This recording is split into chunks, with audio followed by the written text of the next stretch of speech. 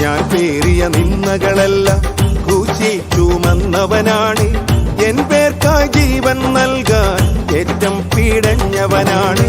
ഞാൻ പേറിയ നിന്ദകളെല്ലാം ക്രൂശിൽ ചുമന്നവനാണ്. എൻ പേർക്കായി ജീവൻ നൽകാൻ ഏറ്റം പീഡഞ്ഞവനാണ്.